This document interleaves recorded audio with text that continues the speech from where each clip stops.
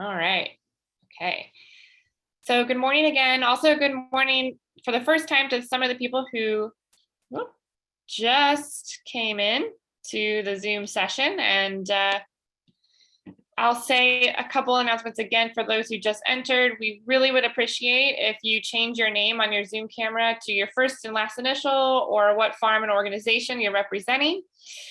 Welcome to the webinar, Getting More for Your Milk, partnering with processors to venture into value-added sales. My name is Stevie Schaffenacker. Again, I work with Community Involved in Sustaining Agriculture, which is a buy local organization in Western Massachusetts. We are the co-hosts along with Massachusetts Department of Agriculture for this webinar.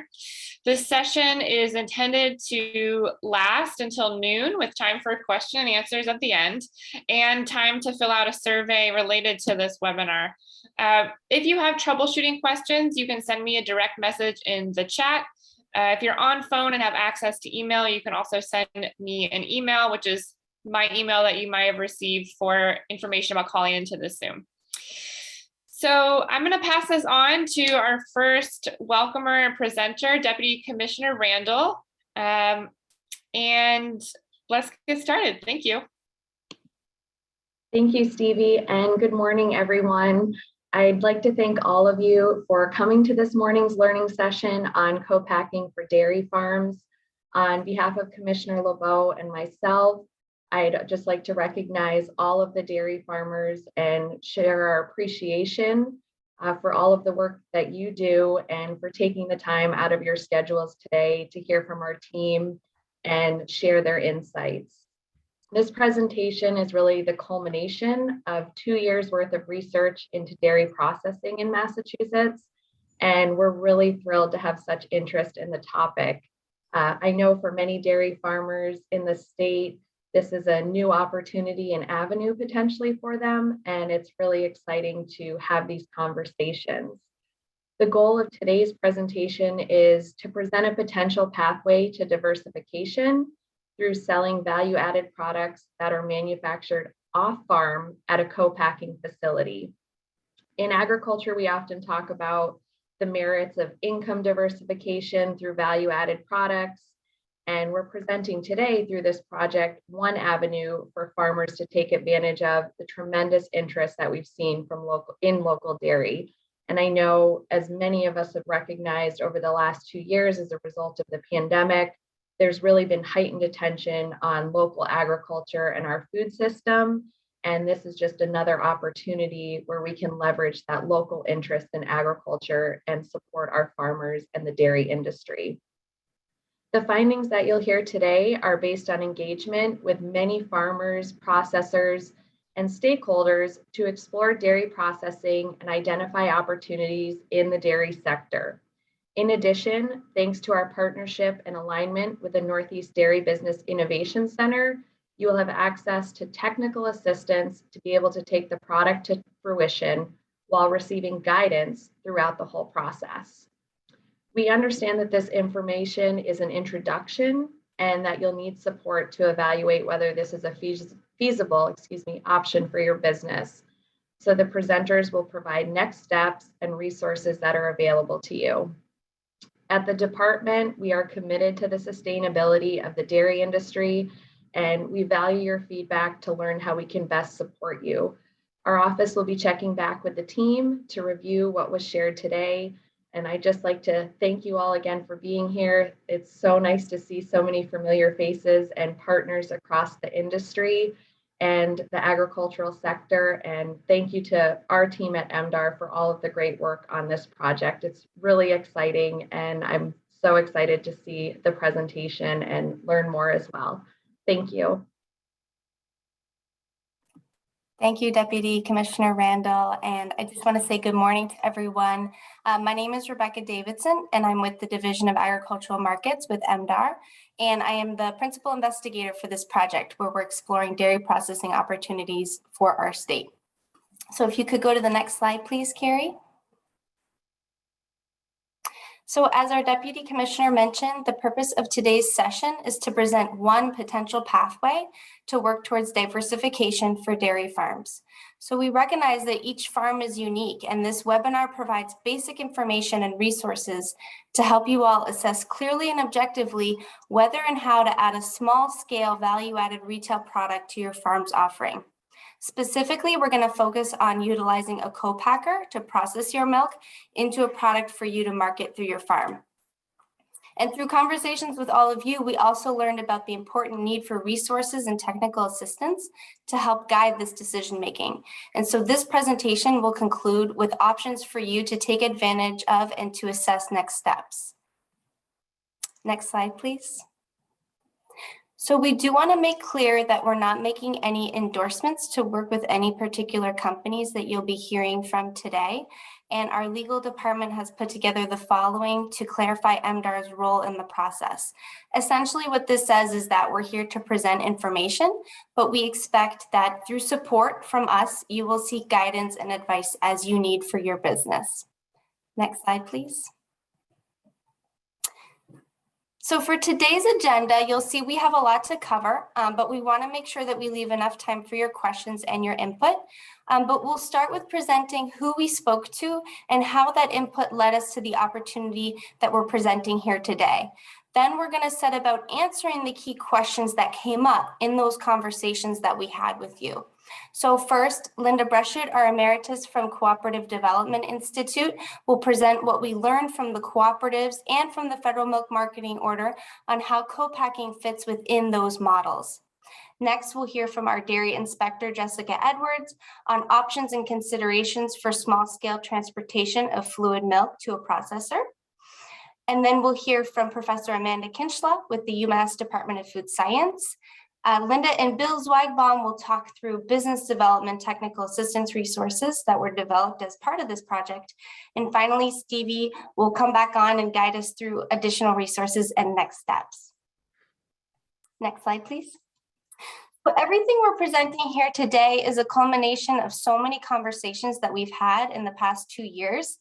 We solicited input and support from stakeholders across the board to inform this research and make sure our approach was going to be realistic, tangible, and meaningful to the dairy industry.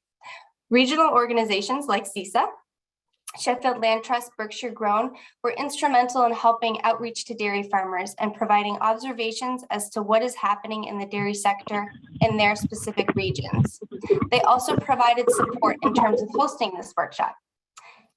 Next slide.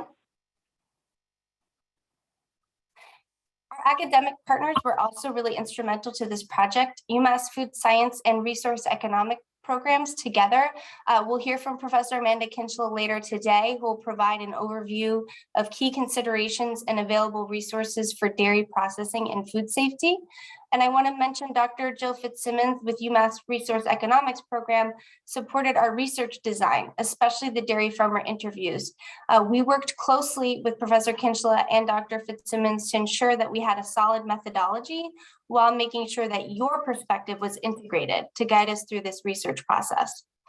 Sarah Gardner with Williams College is an advocate for dairy farmers and helped to guide the project, conduct interviews, and make sure we were able to reach dairy farmers in Berkshire County. Next slide, please. And a key component of this project was to learn about opportunities in institutional sales. We worked closely with Mass Farm to School and Farm to Institution New England to learn about interest and trends in buying local dairy products for schools and institutions. We found that there is interest in procuring local dairy products. For example, we found a strong demand for shredded mozzarella, but our interviews helped us understand that farmers were really interested in small-scale ventures and that our work would be more relevant to the industry right now if we focused on retail opportunities. That being said, we'll summarize those findings from our conversations with schools and institutions to add to the body of work on interest in local dairy. And MDAR will continue to find ways to promote local dairy in institutions. Next. So as part of this project, we work closely with MADF and MDPB, Mass Association of Dairy Farmers and Mass Dairy Promotion Board, to solicit input and to have a platform to share our findings along the way. New England Dairy and Food Council provided a review and shared trends in local dairy that we integrated into this presentation. Agrimark and DFA helped us to understand and communicate the process by which a dairy farmer would work with their cooperative to divert a portion of their milk for value-added production. And the Mass Cheese Guild was another key project partner here. And we're really grateful to have such meaningful dialogue with our regulatory agencies. This was a really critical piece of this project. Mass Department of Public Health has boots on the ground and a really good understanding of the facilities in Massachusetts. Ellen Fitzgibbons helped us understand the regulatory landscape within dairy processing and to outline any restrictions that farmers would need to be aware of when working with a co-packer. We're going to hear from Jessica Edwards later today, and Jessica provided examples in the field of how dairy farmers are coordinating small-scale transport of milk, which is really a critical piece of co-packing. And finally, conversations with the Federal Milk Marketing Order Administrator, accountant, and economist helped us understand what we could and couldn't do within this opportunity so that we would know which types of facilities farmers will be able to work with. That communication channel is still open, and they're working with us to find out how to best make the current regulations work for all of you. Finally, and most importantly, hearing from farmers and processors was the most instrumental piece of guiding this research. We'll hear more about the findings of those conversations in a minute, but speaking with farmers, processors, producer handlers was the screen through which the rest of our information was distilled. It really grounded this project. So next slide. So we started out this project from a listening standpoint. We wanted to make sure that our research was grounded in reality and to make sure that anything we came up with would actually work for dairy farmers. So it was important to hear from as many dairy farmers as possible. We set about contacting every farmer in the state. We heard back from about 40 and conducted 24 interviews. Some folks were understandably very busy and did not have time to chat with us, but we're so grateful for those who did take the time, especially since this was during the first year of the pandemic. We want to take some time to guide you through those conversations because they were so important for our work, and we felt they'd be helpful for us to have a shared understanding of the concept and how we got there. So next slide. So one of the key questions that we asked was, what has held you back from processing your own product? We wanted to have a sense of what you saw as limiting factor for adding a value-added component to your business. So we're going to go through some of the key barriers that we heard here. And I don't think that any of this will be a true surprise to any of you. First, many of you said the cost of acquiring, setting up, and operating a facility was a key barrier. Makes sense. So that led us to identify access to infrastructure as a key barrier to address. Next. Others said it was not knowing where to start with business planning, or not knowing how to make a good cheese, for example, what to make, or how to enter into the local dairy market. So product development was another key barrier. Finally, we also heard, oh, I'm sorry, I missed an order here. I missed farm impact, so I'm just going to talk about that for a second. There was also concern about leaving the cooperative and concern about time management involved with manufacturing and marketing a product. So we knew that we would want to address those concerns as well. And you can go to the next one, perfect. So finally, our starting point with this project was wondering if it would be feasible to build a central facility that several farmers could access, something like the Western Mass Food Processing Center, for example, to have a dairy product made for them at the facility. When we asked if a central facility would help you more seriously consider processing your own product, the responses were mixed. You brought up logistics of transporting milk, making sure the facility would be accessible to several farmers, food safety concerns, and the knowledge needed to address those, and who would manage the plant. So in summary, you can go to the next slide, please, thanks. Many of you were interested in value-added processing, and I think we see evidence of that today with the interest in registering for this session. But you were clear that a standalone facility was not feasible due to geographic constraints and concerns over the ownership structure. Some of you were already leveraging an interesting model of small-scale co-packing, where fluid milk was shipped to a processor and brought back to the farm to be sold. This was confirmed when we spoke with other states like New York, Vermont, and Wisconsin. All of these barriers and comments you raised help us carve out our next steps. They helped us to both identify possible solutions and realize that we had many more key questions to answer. Like, how can I work with my cooperative to divert my milk without negatively affecting my contract? Does the FMMO allow facilities to handle milk sourced from farms? Are there facilities that will co-pack from Massachusetts dairy farms? How would a farmer transport milk to the facility? And how can we ensure food safety in this shared use setting? So this leads us to the next phase here, where we're going to set about answering these key questions, further presenting the solution, and talk about why business development and technical assistance are key components of this solution. And I'm going to pass it over to Linda Gresham, who's going to talk us through this next part. Hi. If you want to change the slide, please.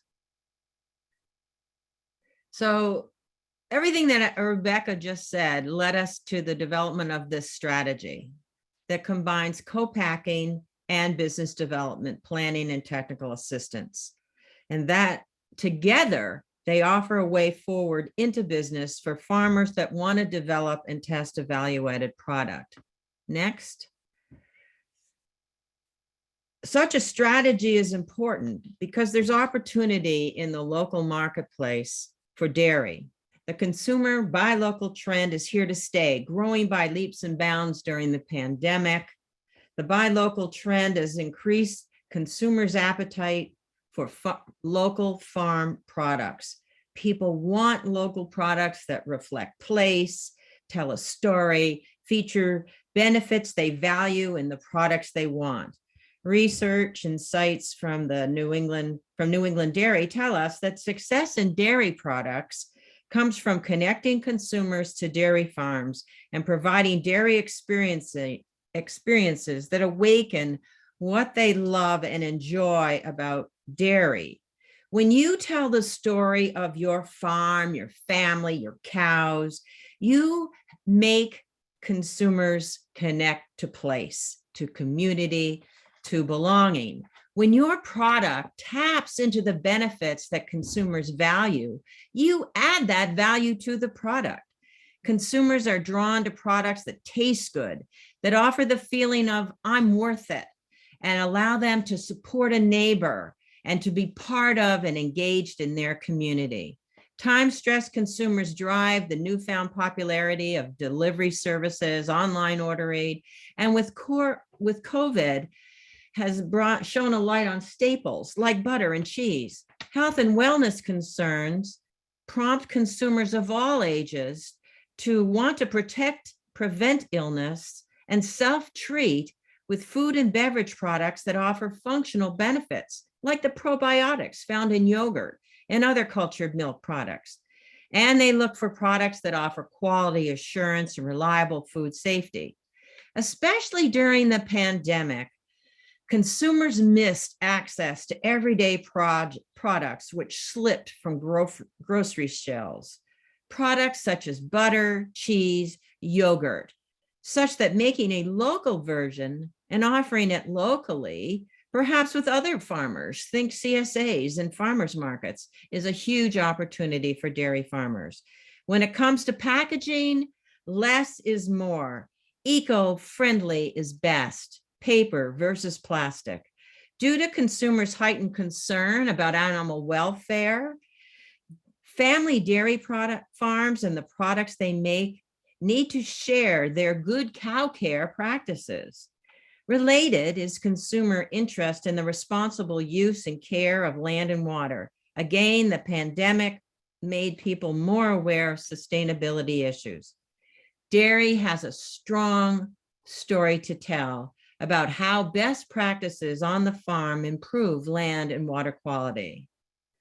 Bottom line, products that incorporate the benefits consumers want, products that go beyond commodity, are those with the greatest consumer appeal. Next slide, please. As Rebecca noted, because of farm diversity in size and interest and location, and because of the willingness of existing farmers to provide processing services, co-packing versus a shared processing center emerged as a way for farmers to be able to manufacture and test products. When you contract with a processor to make your product, you get into business quicker and easier. You reduce startup investment. You don't have to learn processing techniques and hire and train and manage staff. You don't have to research, finance, and set up facilities. You can focus your energy on milk quality and developing a product that consumers really want, from recipe through packaging through marketing. And you can concentrate on market entry and retailing and determining if there's a good fit with your farm and a profitable bottom line. You gain valuable flexibility such that if your venture succeeds, you can do another round of business planning to see whether an on-farm facility would be advantageous. Or if the venture doesn't work out so well, it'll be easier and less costly to get out of business. And most important, there are farm processors in Massachusetts with expertise and capacity to work with new value-added farmers. Co-processing, co-packing helps their bottom line, and you get into making more with and from your milk quicker and easier. Next. So here's the question. I'm going to turn it over to Rebecca now to discuss the issues related to the market order, transportation, and food safety. Rebecca? Thanks, Linda. So Carrie, I think you can go to the next slide here. Okay. So I want to talk a little bit about the federal milk marketing order and how co-packing fits within the order. So this is doable, but it's complicated. And so we are here to help you and guide you through this. To be honest, I just spoke with the federal milk marketing order over the past few days, and they're excited about this concept and how it can work for you. We don't want to dwell on the details because A, we'd be here all day and night probably, and B, they're not all that critical to what we want to do with this particular concept. So by way of background, the FMMO is a regulatory body that establishes the minimum price that farmers receive for milk. The FMMO operates under sets of rules impacting how milk moves and is processed at different plants. MDAR and the research team met with the FMMO multiple times to learn about how dairy processing facilities can co-pack for dairy farms. So we have three key takeaways in the regulations that affect co-packing. The first one is that the classification of the plant affects where the supplied milk is sourced from and how much is sourced. This mainly has to do with the products that are being made. Class 1 or fluid milk products are more tightly regulated than class 2 through 4 products, which include yogurt, butter, cheese, ice cream, for example. The timing of the diversion can affect a dairy farmer coming in and out of the pool. And the FMMO is not keen on producers exiting and re-entering the pool except at specific times of year. And finally, the most important takeaway is that producers are allowed to market their own milk within certain parameters. So you go to the next slide. So we've spent a lot of time working through this internally and with the FMMO team, including the market administrator. And we're prepared to walk through the options with you depending on what type of product you'd like to make. So we just talked about how the type of processor and the product that's made at that facility matters as far as how farmers can market milk on their own. The top two types of facilities are called pool plants. And these plants can really only take milk from the pool. Producer handlers are farmers who bottle milk from their own farm. They can take in outside fluid milk, but it needs to be from a pooled source. In other words, diverted through a cooperative. And this can happen, but we need to be aware of a cap of 150,000 pounds of outside milk a month. So that's why we're saying here that it's limiting as far as co-packing goes. For the pool distributing plant, the source of milk can depend on the product being made, but again, we'd work through this on a case-by-case basis. These two bottom facilities are called non-pool plants. These plants can take milk from the pool or directly from farmers or from a non-pooled source. So these non-pool plants include cheesemakers, ice cream manufacturers. They don't bottle milk. So that's really why they don't need to take in pooled milk.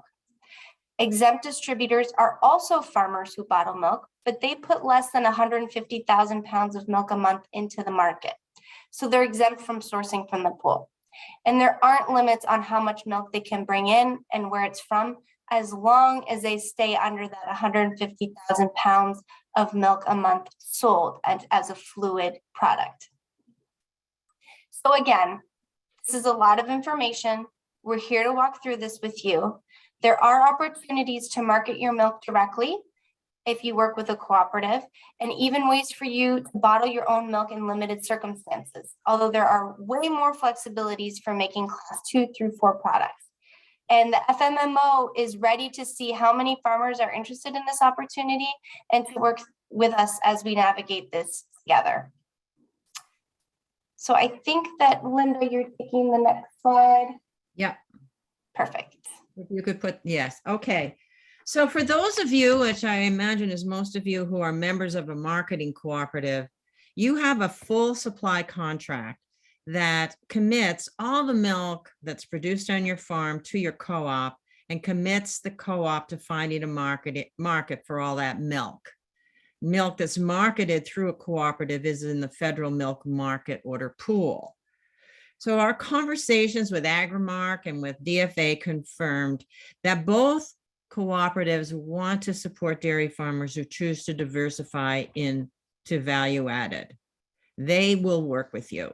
Both agreed that the particular circumstances of a farm, its size, its location, and any impacts on the hauling route are key considerations in determining whether a farmer can change where and how their milk is shipped. Another consideration is the type of co-processor the farmer is planning to use, a pool or non-pool plant like Rebecca just described. So the bottom line here is, as soon as you have a concept for what product you want to make, you need to begin a discussion with your field representative to discuss how much milk you estimate you will need to make your product and when you'll need it, as in what month, how many days or weeks per month, how many hundredweight each time, and as I said, what type of processor, pool or non-pool, you will use. The worksheets that we're going to talk about further on in the program will provide a guide to how you get to those answers that I just mentioned around how much product, milk, and all of that sort of thing. The co-op, your co-op is going to want to ensure that its markets and the other farmers on your aren't adversely impacted by the diversion of your milk to a co-packer. You're also going to want to make sure that your co-op is going to continue to pick up and market the bulk of your milk. So that's why it's a discussion about what you want to do, how much milk is going to involve, where the milk is going to go, and how your contract will be affected, if at all. It may be that the amount of milk that you're planning to use to test market a product might have no impact at all on your milk contract. So again, as Rebecca said, it is kind of specific to you, your farm, and what you want to make. Next, let's turn it back over to Rebecca to pick up the next topic. Yeah, thank you, Linda. And I see a question came into the chat, and I was actually going to clarify that. So this is great timing. If you are not in a cooperative currently, there are more flexibilities for co-packing. And again, it's case by case, depends on where your milk is being shipped and brought to what type of co-packer.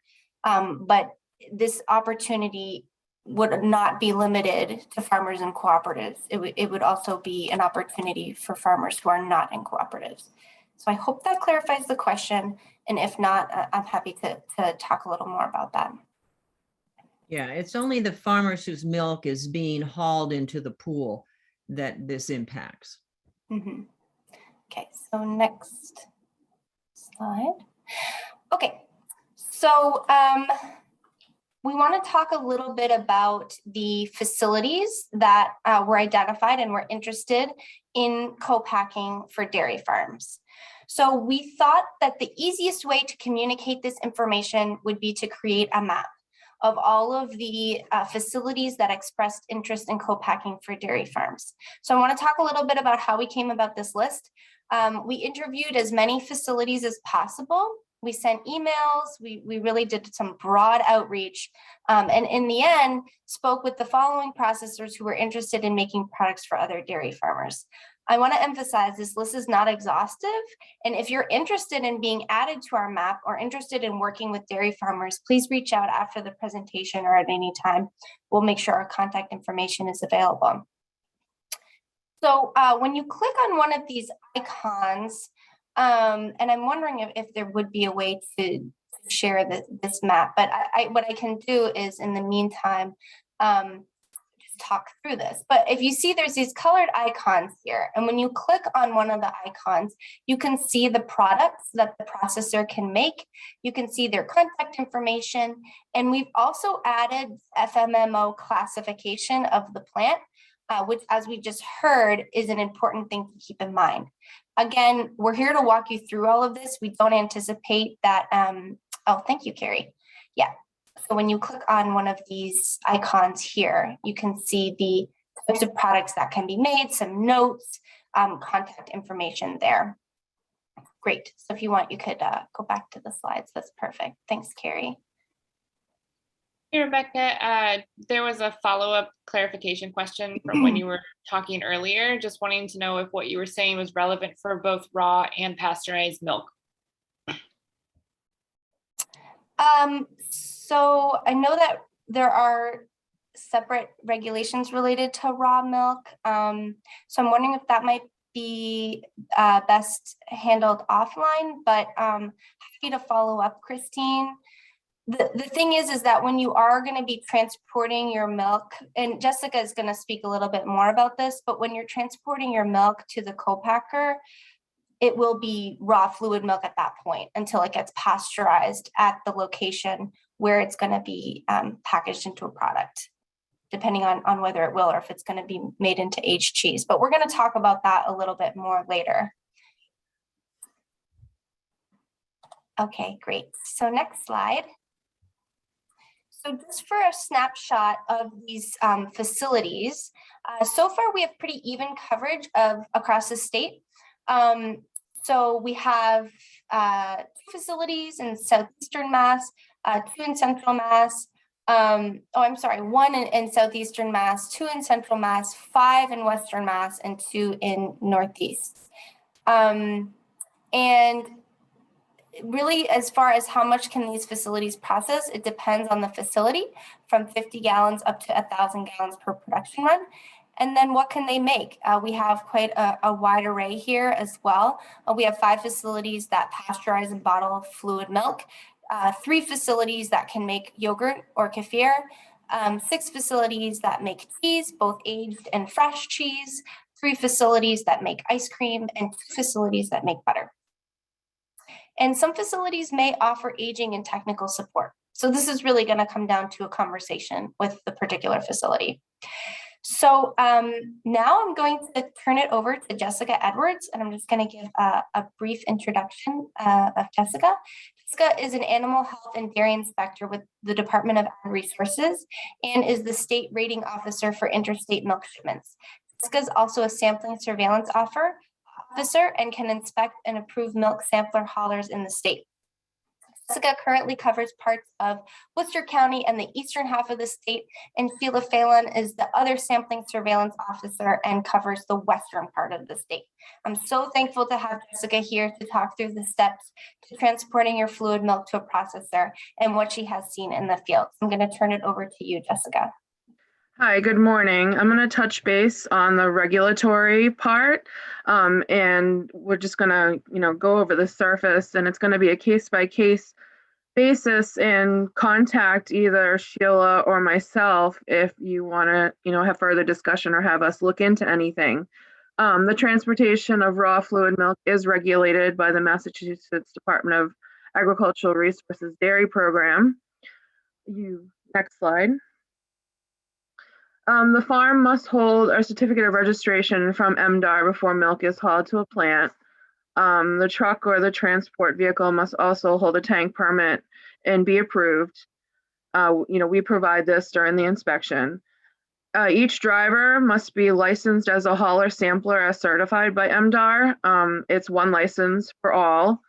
And the steps are, if your initial startup, you'll go through a 50-question test that coincides with the hauler's manual that is posted on our website, 25 true-false questions, 25 multiple choice questions about transporting milk and being aseptic and handling milk. There'll be an inspection of the trailer and the equipment being used, and then you'll have a sampler's inspection. You will actually take a sample. You'll have to provide your own supplies, a dipper, proper sanitizer, a cooler for your samples. And then we'll evaluate and have you demonstrate the milk transfer, with the hose hookup, or how, if it's a smaller facility, how you're going to transfer that milk into an aseptic container. This license is valid for 2 years, and then there's a reinspection renewal every 2 years. Next slide. Again, this is a case-by-case scenario. You're going to check with your MDAR dairy inspector, the plant that you would be working with, and Department of Public Health on what is accepted for how your milk is going to be hauled. Some scenarios for certain products include food grade impervious seamless cans or totes. Again, we'll have to look at, how long it's going to be hauled, the environment it's going to be hauled in, and the product that's going to be made on what is approved. Other options are sturdy containers with tight-fitting lids used for storage or shipping of milk, and the lids must be an umbrella-style lid to fully secure the container. Disposable totes that have lines and buckets are good, for some products such as cheeses. Again, we'll look at and see what your goal is and what you're going to be doing. Next slide. This is an example of small scale transportation. This is a bulk tank on a trailer, on an open trailer. It's preferred for, raw fluid milk to be pasteurized into fluid milk products. The tank must be approved food grade stainless steel and insulated to maintain temperature. The big thing is the manhole and the valve will need to be protected and covered, especially during transport. The other option would to be put a tank, such as a bulk tank or a transport tank, into a cargo trailer. If you are a part of IMS or FDA, they also check these tanks. So again, we'll look at location and distance, where you're taking the product when we come out for an inspection. Next slide. Okay. There are several of these in the state. People have converted cargo trailers into, some of them have converted into transport trailers, and some have converted them into actual milk rooms. If you're just going to be using it as a transport trailer with a bulk tank or a transport tank in it, it's going to be impervious inside walls, floors, and ceiling, easily cleanable, easily to be sanitized. If you're going to be milking directly into the trailer, some of our producers have done this, then the trailer is going to be treated like a milk room, and you're going to fall under the dairy farm regulations 5A through E, 14, 16, 18, and 19. Again, the inspector will come out and, look at what your goal is, look at your equipment, and go through a list of the requirements. Okay. I can't give lists of farms or producers that have certain equipment, but, some may be willing to share as we start communicating. And I would suggest to go look at other facilities and other types of transportation trailers. Next slide. This is one of our new transport cargo trailers. It's down on the South Shore. The trailer and ceiling is completely impervious. He used FRP panels, which is fiberglass reinforced panels that you can get at Home Depot, Lowe's, or any other types of construction stores. The floor has an epoxy sealant on the bottom. The bulk tank is equipped with a spray ball, and the trailer has been wired to be able to agitate during transport and for washing. You'll want to check with electrical requirements. This is a recommendation for any tanks that you may be looking to use. We've had to have projects completely go through, electricians and the trailer to be wired to handle the power, to wash and have a CIP system. Next slide.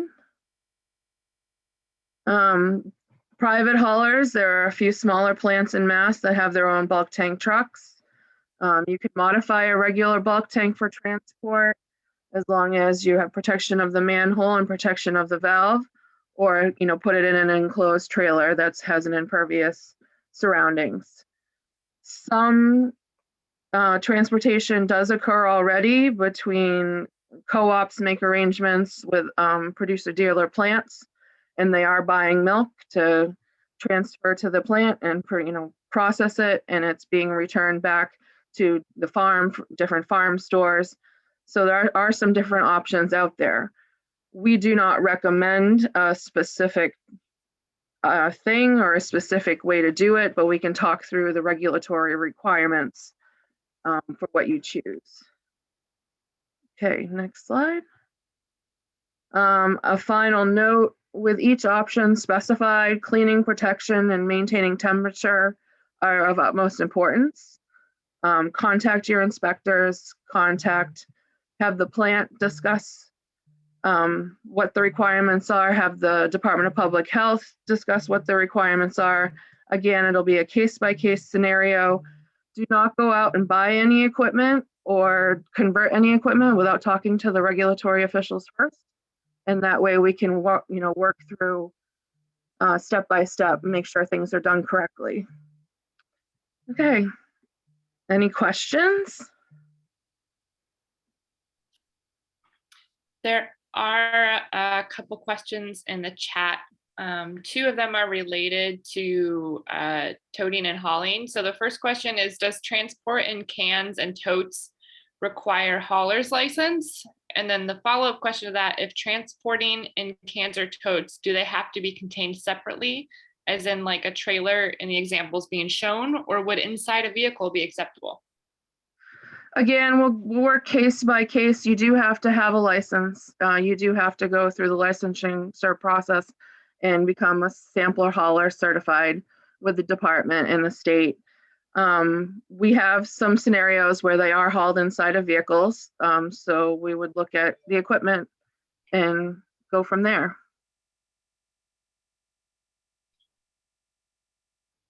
That's the only question in the chat. So it's open to those who want to either add a question to the chat or unmute and ask out loud.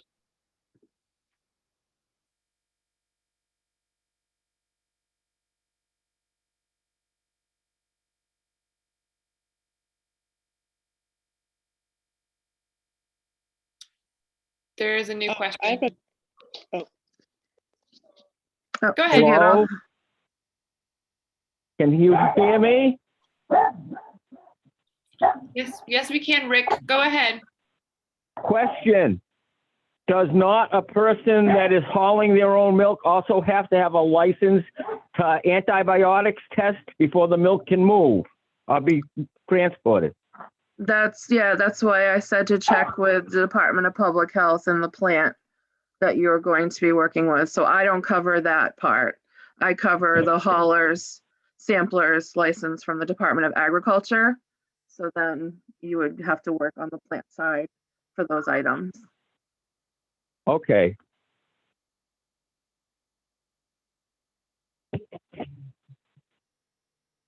I This is Terry Lawton. I saw Ellen Fitzgibbons on, I don't know if she wanted to comment on that, but the, I know like when I make cheese, I have to test every batch for antibiotics.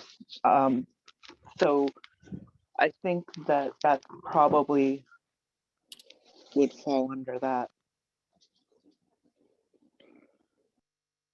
Yes, I'm not gonna comment on that part. I don't know if Ellen is here or another representative from DPH, but you should contact them with those questions. Good morning, this is Ellen. From a regulatory perspective, a lot of raw milk is transported directly from the farm in tankers to co-ops. That milk has not been tested. So that would apply to smaller farms too. It's an individual arrangement. So Rick, you could transport raw milk to another facility that's making cheese or some other dairy product, and they would be responsible for doing the antibiotic testing. So as Jessica mentioned, from a regulatory perspective, it's on a case-by-case basis. Good job, Jessica. No, thank you. There's a lot of moving parts and every person might be different. So contact your regulatory officials to have a one-on-one conversation in a visit. We're more than willing to come out and work with you. Jessica, do you have time for another question in the chat? Yes. Are there minimum amounts of milk that can be shipped to work with a co-packer? There isn't a minimum. It'll just be depending on what the co-packer or the plant is willing to accept. Some of the facilities that have identified they're interested in working with farmers did have minimums. So we'll happy to help you, Lucy, and identify a potential fit, but depending on what you're looking to do, or you could browse the map to take a look at those minimums if they are identified. And I just want to thank Ellen as well for both being here and for fielding that question. Thank you.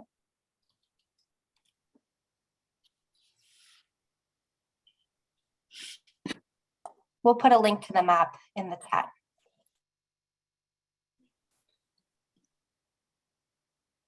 There are no other chat questions, Jessica. So if you want to go ahead forward or wait for another question, it's in your hands. Okay, I think we're good, Rebecca. Yes, thank you very much, Jessica. Much appreciated. And thank you for those really thoughtful questions. Yeah. From Our participants. contact information was in one of the slides for our emails, and we can also get you our cell phone numbers. Thank you. Great, thank you. So our next speaker is Professor Amanda Kinfell. And while Amanda pulls up her slides, I'm just going to introduce her. Professor Amanda Kinfell is an Associate Extension Professor at the Department of Food Science at the University of Massachusetts, where she has built a food safety extension program that helps to provide technical support for the food industry, both small and large-scale businesses. Amanda is a long-standing member of the Massachusetts Food Policy Council, chairs several extension short courses and regulatory compliant food safety programs at UMass. Her current research is focused on product development, food safety, and food safety education to support the food industry. Her research has been funded by grants from the U.S. Department of Agriculture, Massachusetts Department of Agriculture, and the food industry. So welcome, Professor Kinfell. Thank you for being here and for sharing food safety considerations. Great, thank you, thank you. It's good to be here, and I have a pause of a statement I often say in food safety trainings, and Linda and Jessica and Mary Ellen have been preaching the same song of it depends. And I don't know, based on the students that I serve and my own children, when I say it depends, it makes the recipient of hearing this information a little frustrated, just give me the answer. But my hope today is to kind of introduce you to some of the things from the world that I live in the food safety side of the house, of how we look at some of the things we have to consider when we're pursuing value add. Okay, so just like the others are talking, it depends on certain components. But a few things, when we're designing a new food product or thinking about value add, we often tend to gravitate towards the quality, right? You can't sell something without it being marketable to your end user. But in my experience, we also have to be thinking about that food safety component at the same time and balancing those things. And so today I want to kind of introduce you to some of the concepts about when you're thinking about value add, whether you yourself are deciding to be the developer at your own space, a shared use space, or as we're talking about today in the co-packing space, what are the things we have to look at? So to that end, this is my balancing act of looking at those things. So when we're talking about food safety, we decompartmentalize the considerations of what a hazard is, things that could cause risk to public health, into biological, chemical, and physical. And, you know, as the conversation's spurred today, we've talked a little bit of those elements, right? So we pasteurized milk, that's an act to help ward off biological concerns. But we also talked a little bit about antibiotics, and that could be considered a chemical hazard. So those are some of the things on that side of the house. But when we're talking about the quality side, anytime we make a product and are trying to balance some of those other components, it could impact the quality. So for example, if we cook repasteurize our milk, it can change the flavor attributes. Or if we need to change the pH to something, it could change the texture. So it's this balancing act of looking at these things and finding a way to achieve the finest product with the maximum safety. So when we think about dairy, as Rebecca said, like we could talk all day, and I teach classes, and I've seen some of you here on the roster that have come to food safety nerd training classes. But I just wanted to reintroduce for those that might not be familiar, when we think about value added foods, what type of hazards could occur. So just like all those other things, it depends. So when I hear about, if you say I'm going to make value add dairy food, that means nothing. I need to know what type of food are you making? Is it fluid milk? Is it yogurt? Is it cheese? If it's cheese, what type of cheese? Because the chemistry, the physical properties are very different, and therefore the risks are different, and trying to find those pieces. So again, when we're looking at hazards, we break them down into 3 different categories: biological, physical, and chemical concerns.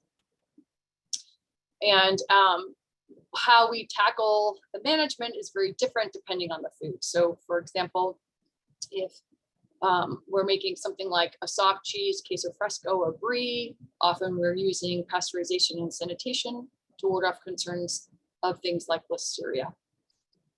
But we often, with raw milk, we're looking at a whole host of different culprits of villains, pathogens, Brucella, Campylobacter, Cryptosporidium, E. coli, etc. So again, the aim here is just kind of let you know that there's different risks affiliated with different food products, how they're processed, and what controls are employed depend on how we're making them. Okay, so my deep sigh is there's other depending factors here, is knowing when we're making value added food, how we distribute that, and who are the regulators vary. And this is there's a couple different tiers. So when you're implementing your original licensings, you're working with your local boards of health, and they'll traditionally be with you on a more routine basis. But we also have the state boards of health, and Mary Ellen's with us today from the Food Protection Program. And then on the federal level, we have FDA regulations. So I have the USDA here and FDA because depending on other elements. So from a food safety regulation perspective, dairy food products are federally regulated under FDA. USDA sometimes gets confusing with understanding their role. They traditionally manage meat, poultry, and some egg products. And separate to that, they also organize organic certifications. So another thing to be thinking about is the world of food safety regulations and the processing parameters. So I like this rainbow array illustration to kind of highlight a few different things. So one, the yellow bar is saying all of these different food regulations are food safety specific, but the rules of the game of food safety compliance are a little bit different depending on what we're making. So for example, if we're making a juice product, that goes under HACCP, which stands for Hazard Analysis of Critical Control Points. If we're making meat and poultry, that's under a Hazard Analysis of Critical Control Points for meat and poultry. In 2011, the federal regulations implemented a new food safety plan. It's known as preventive controls. And preventive controls relates to basically all of the foods that are not discussed to my left. So for dairy, for example, falls under the preventive controls within the federal regulations. So I just kind of want to give you a landscape of how the rules might change depending on your food. And one takeaway I want you to know is that if you're making a food, understanding what regulation you play in helps drive decisions on implementing a food safety plan. So another thing to be thinking about, whether you are the co-packer existing or you are shopping for a co-packer, is to be thinking about good manufacturing practices. So this is part of the regulation, but it's also a good form of practice just in terms of we all clean our house. So I work here at UMass, and I don't know if I would eat dinner at the fraternity house if they just had a party and the place is a disaster. It's not inviting as a clean facility, right? Compared to a space that is already clean, like the UMass Dining Commons is up to snuff. Good manufacturing practices are a foundation, and it also guides decision-making about the potential risks affiliated with our foods. And so this illustration here is to try to show you that my blue line is my foundational information, the good manufacturing practices that we already have, things like employee hygiene, the actual grounds and facilities, how do we clean and sanitize the space, how is the staff trained, and can we demonstrate that they know what they're doing, what is the actual sanitary operation. All of those things are foundational components. And then when we start building a food safety plan, we start thinking about, okay, well, what are the hazards we have to think about specific to this food in this facility, and what are the risks that we can control to build a food safety system. And then basically, if anything changes, we reevaluate those things. Okay, so one thing I commonly see as an opportunity of improvement or a challenge that I see with regulatory compliance is that a lot of producers in general might be doing some of these practices, but it is not in a consistency with demonstrated evidence. And so what I mean by that is, how can you demonstrate with evidence that you have a sanitary facility with controls, and that you're doing the same thing every time, all the time?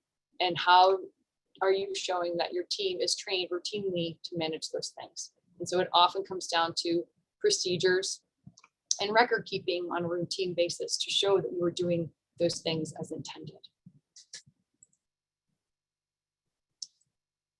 So I just want to give a kind of quick crash course here about if once we've created your foundational knowledge about good manufacturing practices, we can then start thinking about food safety plans. And what a food safety plan is looking at identifying what your known hazards are affiliated with your value added food product. And newsflash, folks, as I probably already limelighted before, every food product has a hazard. It just depends on what they are in your facility and how you can control them with under the process conditions that you have faced there. And this kind of demonstrates, the depending factors. But I wanted to kind of give this other circular imagery to show you about how we look at those conditions. So basically, we first start with the red section of, hey, Park, what are the hazards? And again, we look at biological, chemical, and physical hazards.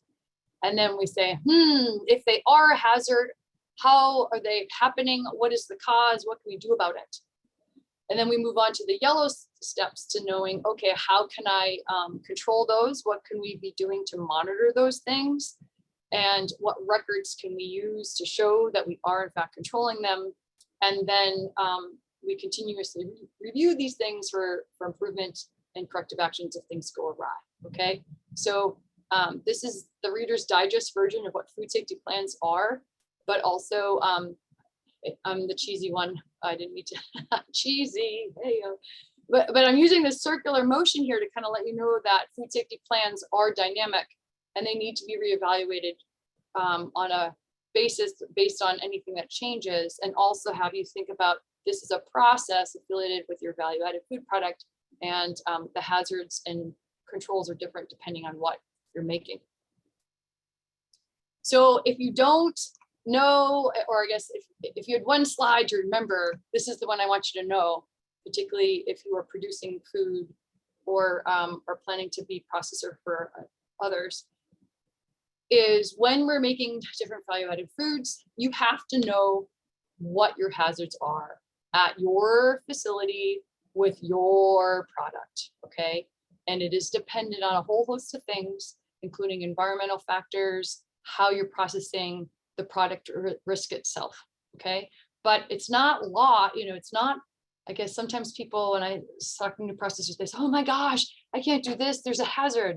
And I guess my mantra is, it just depends. We control them in different ways, it depends. So let's first know what your hazards are, and then think about ways we can control them or reduce those risks at large. And then we think about what type of monitoring activity, something like a pH if it's yogurt, or something like thermometers or thermocouples if it's pasteurization, and then the records to show that you were doing those things on a routine basis to manage the public health concern.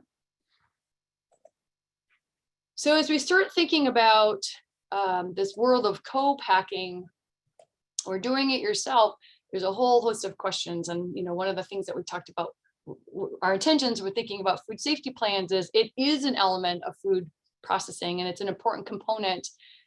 And whether you decide I'm all on about it, you have to be thinking about how you're going to implement those plans. Or if you're going to have a co-packer, how are we going to work with them to maximize your production and minimize your food safety risks? So I just wanted to take space here about some things that we think about as a co-packer and having these conversations on both sides, whether you're the one that has the fluid milk and wants to use the co-packer, or the co-packer's looking on the other side. So asking or demonstrating what food safety credentials you presently have, knowing what the food safety risks are at this facility. If you remember, I said earlier on, of food safety plans are driven by the facility and the product.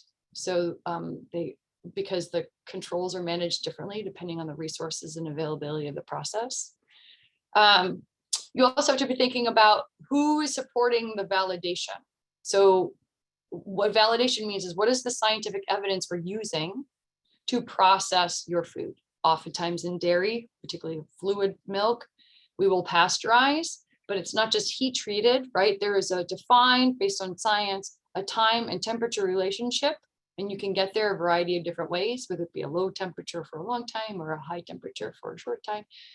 But who is providing that science? Some facilities, the co-packer already has established controls and can say, well, if you follow my product, you can fit them in these parameters. If you're doing some new emerging value-added product, you might have to invest in some sort of demonstrated evidence that the conditions that you're planning to process can warrant the control for public health. But you also want to establish with the production of how often are you going to monitor these controls. The other thing you have to think about is your inventory of material, right? Someone had asked us before of how it was a minimum for fluid milk. In other products, if you need raw materials, you have to think about who is ordering those other supply chain ingredients and how are those operating for responsibility for inventory and distribution.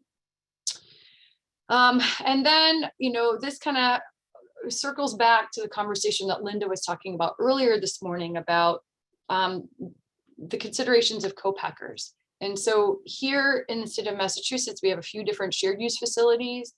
And as we talked about today, a variety of opportunities for co-packing. And I'm not here to tell you that one is better than the other, but to give you introducing of, if you're doing some of these things yourself, you would be required to do some of the things I'm telling you now. Where a co-packer already has many of those things already established, or they're working to evolve. So this square here is just looking at these pros and cons in a quick manner. So generally speaking, shared use facilities is less expensive. They often have technical resources to guide you through some of the things that I was talking about today. There's a community of other processors within there, so you might be able to learn from them about how to improve your best practices. But, you know, with many different players there, there's a risk of cross-contamination, scheduling, equipment sharing, where you could have cross-contact for allergens or pathogenic risk, or just waiting and getting access to those materials. Co-packing, you can be a lot more process efficient. Presumably they're doing the same type of process, so increasing their volume throughput streamlines the process and reduces your personal operational effort, so that you can pursue all the other elements of the business, like market strategies and distributions. They already have established GMPs and licensings that can help alleviate some of those initial work burdens, but it could be more costly. They have minimum volumes to account for the production.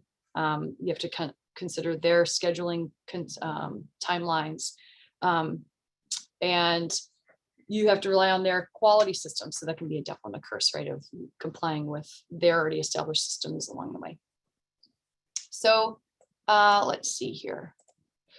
So as we wrap up, I wanted to just give space to a few other things. One, within the federal regulations of preventive controls, we are a small production state, and there is an exemption or on preventive controls. So my message here isn't, we don't need preventive controls. My message is, if you are considered a small facility and if federal regulations came to do an inspection on your at your site, you can have a modified requirement assessment instead of the full rule, which gives some liberties as a small processor of some of the burdensome components of the full regulation. So you still have to know your hazards and you still have to have controls, but there's a little bit more liberties if you fall under the small, if you're a qualified exempt facility. So this slide here has the hyperlink of how to file for an attestation. It's based on revenue, sales, distribution, and scale, and a number of employees. And I have the slide picture on the right to show you what the guides look like. And then there's a hyperlink that we'll share later today so that you can file those things. The other thing is that we have a whole host of resources available through UMass and in collaboration with MDAR. So one of our most recent contributions is collaborating with the MDAR team of revising the Food Entrepreneurial Guide. So if you were thinking about how and what to start for value add in the space of dairy, we have a general guide about how to consider product development at large. But we also have a whole host of different programs within Extension here in the Food Science Department. So one of the most upcoming events we're having to date is we're hosting the full FDA compliant program known as Preventive Controls for Human Food, and that will be in May in person. And we also have a whole host of resources related to food safety that are posted on our websites that I have listed below. Also, there are very dairy specific programs. Unfortunately, UMass doesn't have the bandwidth. I'm the only food safety specialist in the state. Cornell has a fleet, and they have a variety of dairy specific programs. And we're trying to see how we can adopt those over the next year. One of our goals is to try to have some more dairy specific outputs coming to an extension program here in the state later this month. Okay, so that is the Reader's Digest, folks, of food safety in 15 minutes or less, but I wanted to just take space here to see if anyone had any specific questions.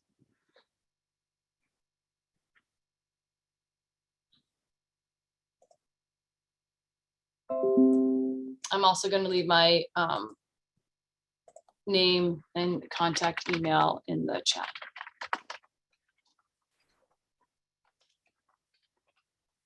So I think there were a couple questions in the chat, or perhaps those were for later in the session,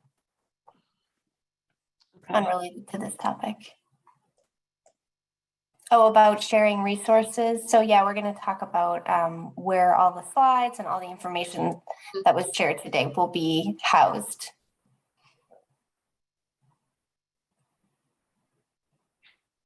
Yeah, so just to echo the question that Rebecca, you saw, the webpage goes through the actual detail. The website resources kind of go into a lot of the more specific play-by-plays on a lot of these different things, licensing, attestations, etc. Great. Any questions for Professor Kinfell?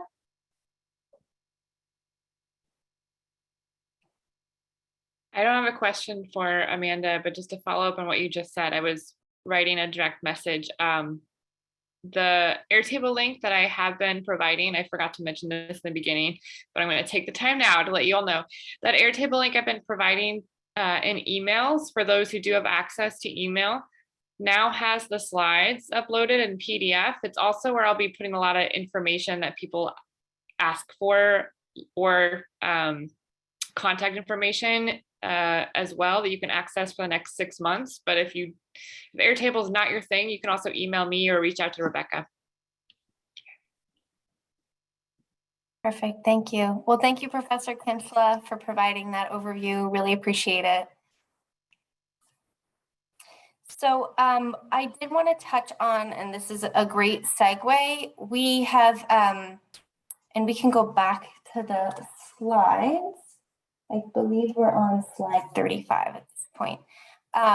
But we are essentially creating a dairy co-packing program at MDAR to reflect the interest that we've had in this topic. And also we have developed a web page to that end. And I'm just gonna put the link in the chat. And this web page will also house all of the resources from today. Great, and Carrie has that open here. So if you scroll down, Carrie, I just wanted to give a really brief overview of what's on this web page. So under top tasks is where you'll find a link to the map, find a dairy co-packer. Bill and Linda are going to go through in a moment some of the worksheets that they have developed as part of this project, and those will be housed in the worksheets and resources section of the webpage. That's also where we're going to put the recording for this session and any of the slide decks that you saw today. Another part of this program was explore grant opportunities for dairy farmers. It's a decision tree. So you click through depending on what types of grants that you're interested in, and it will provide you with options that you have. So you'll see there's some questions that you answer, and depending on the answers that you provide in the decision tree, the tool spits out a few different opportunities that reflect your interests. And then another element is cost savings and energy technologies for dairy farms.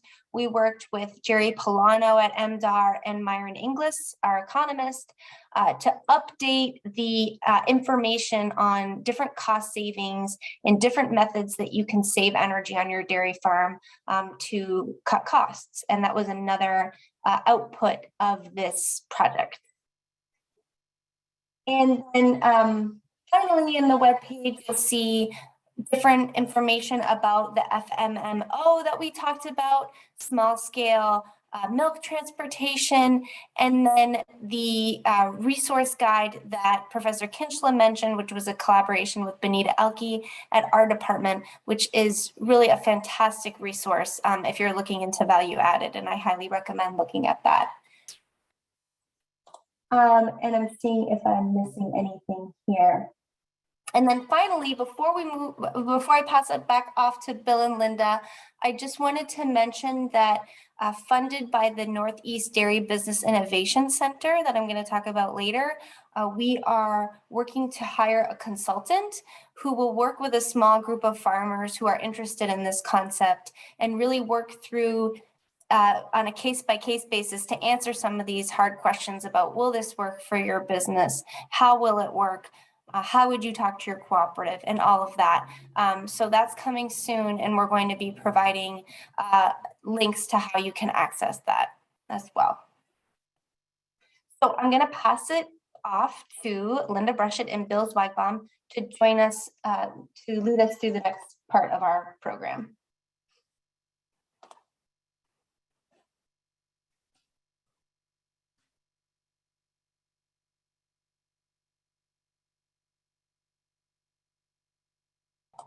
Linda, are you on mute, perhaps?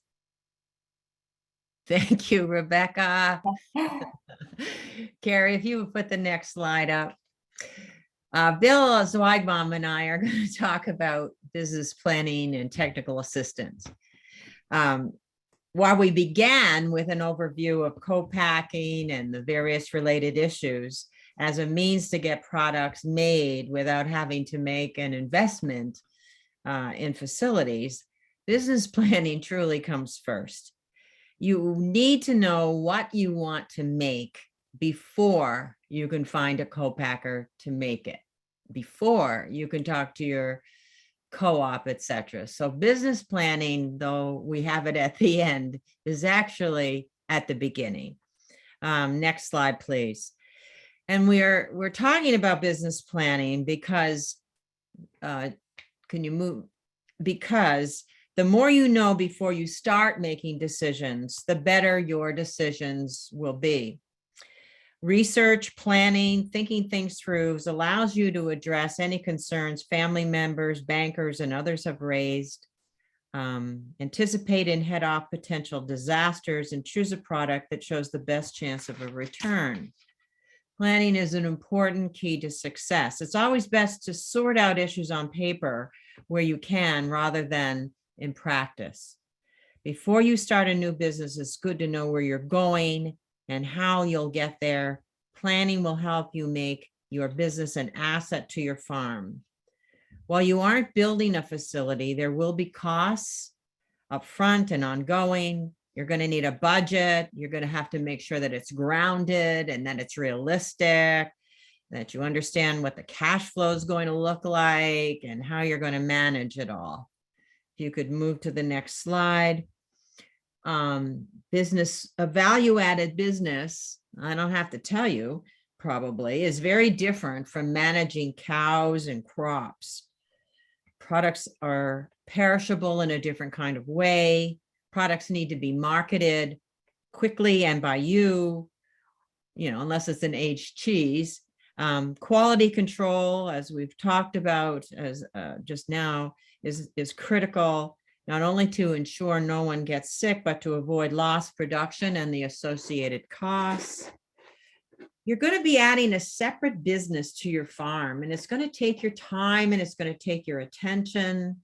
There may be financial changes to the farm's milk check and cash flow, changes which may be noticeable or maybe not. It's very best to predict and estimate ahead and deal with any problems potentially that may follow than it is to wait for stuff to happen. So next slide. So let's get into the details a little bit. We've put together a 6-part workbook with a cost of co-packing calculator that you can use to explore your ideas for a value-added venture and crunch some numbers. The workbook and the calculator require a commitment of your time versus money at this point to come up with a concept for your business. We're doing final edits as we speak and are formatting the workbook, and it'll soon be available on the website that Rebecca was chatting about. We will send out a note to let you know when that happens. But for now, a little sneak peek. If you give me the next slide, please. We're suggesting that you start with yourself and your farm. You need to be crystal clear about what you want to do, why you want to do it, and have family agreement before you take any actions to bring your value-added business to reality. That is assuming that you are a family farm, and which I know most of you are.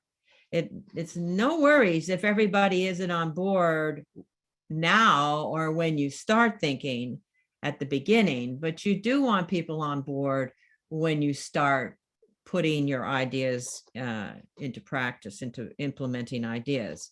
You need to find out what concerns folks have, and in doing your business planning, figure out how to address each one. I always say to people, when you bring up a new idea, ask people to say a couple of good things positive about it before they lay on you all the reasons why you shouldn't do it. So you may want to think about that as you talk to your family. So when you think about why you want to do a value-added business, what you're basically going to be doing is talking about what you want to accomplish. Are you wanting to diversify income? Are you wanting to do business expansion? Are you wanting to figure out a succession option? Those are the kinds of things that you want to be talking about, you know. And do you have the short and long-term financial resources? And what's the project going to require of me, and so forth? So all of these kinds of questions are outlined in the workbook. If you could go to the next slide, the next thing we're talking about is doing a farm inventory, doing an assessment of what you already have on your farm and within your family and within your personal resources that can be used to start this business. This includes things like your farm land and where it's located, and any kinds of buildings that you might have that you could use for storage or a farm stand or whatever. It has to do with your cows, what breeds they are or breed they are, what their butter fat is, percentage, what their protein is like. And if you have practices such as grass-fed or GMO-free or other kinds of things. And it's an assessment of the skills and knowledge that you're going to need to undertake this business, and what you have and what you might need. And as I said before, looking at financial resources. Moving along to the next topic of these worksheets is that the biggest one in the series really focuses on what you're going to sell.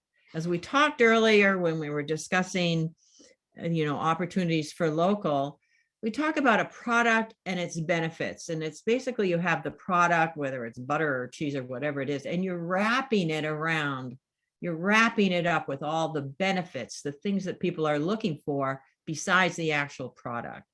So I thought we might take a minute here and ask you what ideas you had. Like, why did you join this webinar? What product idea is rolling around the back of your head? Is it something you tried and liked and don't see in your grocery store, or someone has asked you about? Or is the product a family specialty? Like at my house, we still make my great aunt's molasses clotted cheese cream. I don't know if you guys have ever had that. Maybe you have to be a Canadian to know about that. My Vermont sister's neighbors, who are dairy farmers, has taught us all to love a slab of homemade flavored butter on top of a dairy burger. How many of you have dairy beef customers? Anyway, let's switch over. Carrie, can you switch over here?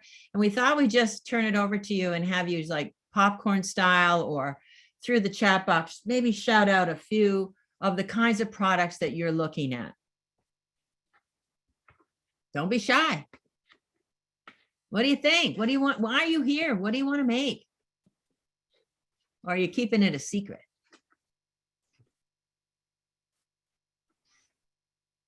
Anybody want to pop up? Unmute yourself, by the way, just like I had a problem doing. I see that Lucy McCain has talked about, let's see, what is she asking me there? Homemade dairy butter. Yes. Yes, you can make butter at home. We do. So this person is writing down raw milk, cheese, butter. What else is anybody thinking about?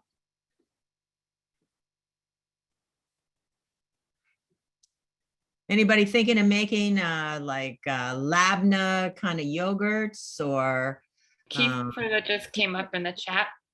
kefir? Cool. Anybody else want to share what they're wanting to what they were thinking about? Mozzarella curds, that'd be interesting. I know I make feta. I don't know if anybody's ever thought about making feta, and I make flavored feta. And someone has just written in that if people need batch protections, there's recipes that people can help with.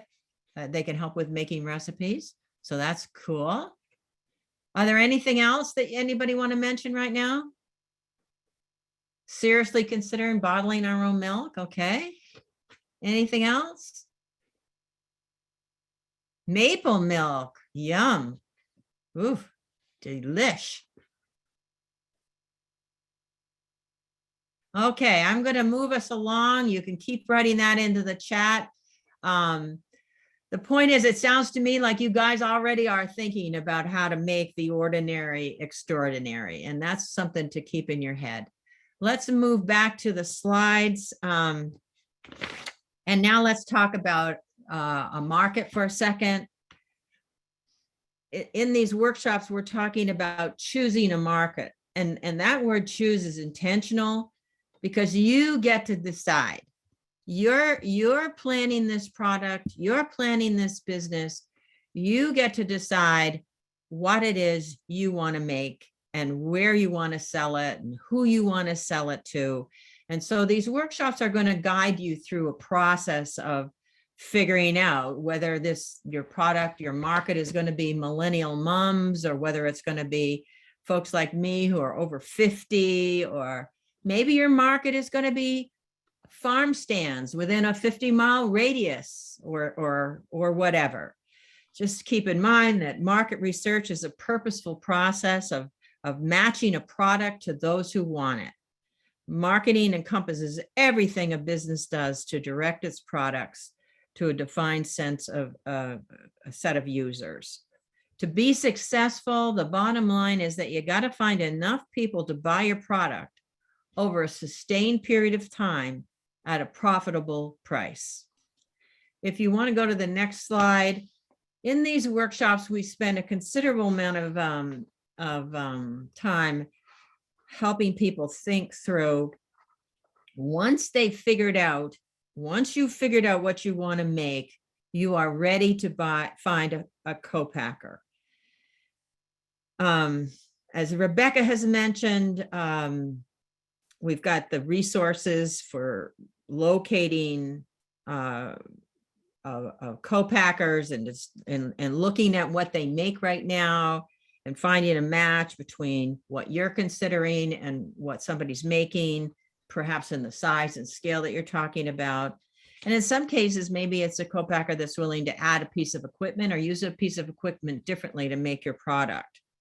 So the worksheet is a guide to that process, and it has questions like this that you're going to want to take the questionnaire with you to an interview with your co-packer.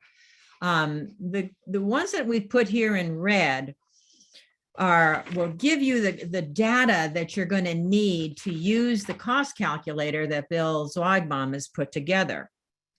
So you're also going to want to bring a copy of that to the co-packer, because as you'll see when Bill comes up here in a second, that it gets into the kinds of ingredients that you might use and what they're going to cost and how much are needed in these of this nature.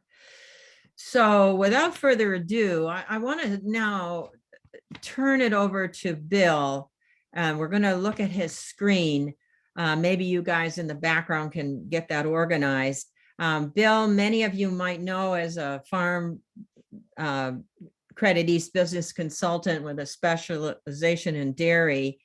And while he retired during this project, he agreed to hang in there and lend his expertise until we finished.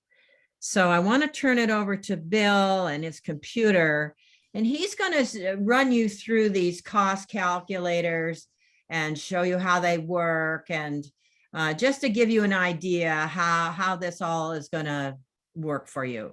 So Bill, what we've done is there are well, I'll let you turn it over to you, how the kinds of products you cover and all. Okay. Yeah. Well, thanks, Linda. So we built cost calculators basically in 3 separate spreadsheets for cheese, yogurt, and butter. And so I'm going to just do a quick demonstration here of how they work. They're all set up the same way. So the formats are very similar. However, the cost of production columns are a little bit different for each product. We've included a set of instructions here at the top for each one. So it starts out with completing the cost of co-packing worksheet, and you can see that's a separate tab on the bottom. But I'm going to start with explaining through the summary how we get there. The summary worksheet automatically fills except for 3 of the cells. So everything feeds off of the cost of co-packing worksheet, which is developed so that you can either do it yourself or do it in conjunction with the co-packer. It gives you an ability to understand what those behind the scenes costs are going to be. You can even use it to some extent as a tool for negotiating with the person or business that's going to be co-packing for you. But mostly it's a way to make sure that you and the co-packer are on the same page in terms of the recipes and the inputs required. And that will allow you then to determine, is this going to be a cost competitive product? Is it going to work in your marketplaces? So the summary sheet, you do have 3 numbers that have to be filled in. And those are the cost of the milk that you don't sell to your co-op or milk handler. And so again, everything is based on annual expenses in the worksheet, not individual production runs. So it's really trying to get you to an annualized explanation of what you're trying to do. You need to fill in the milk, or excuse me, not the milk quantity, the quantity of product that you plan to make each year. This example is a cheese spreadsheet. And so I've put in 20,000 pounds. So you can put in any number you want into this cell based on what you're planning to do with your particular products and marketing scheme. So that quantity goes in. Then you have to fill in the pounds of milk in this cell that you are diverting, as well as the average annual price that you would receive for that milk if you were to sell it to your milk handler. I've put in 20 cents, which is the equivalent of $20 per hundredweight. And again, you need to do this based on your realistic pricing for your products. There's going to be a lot of variation based on breed of cows, component levels, somatic cell counts, etc.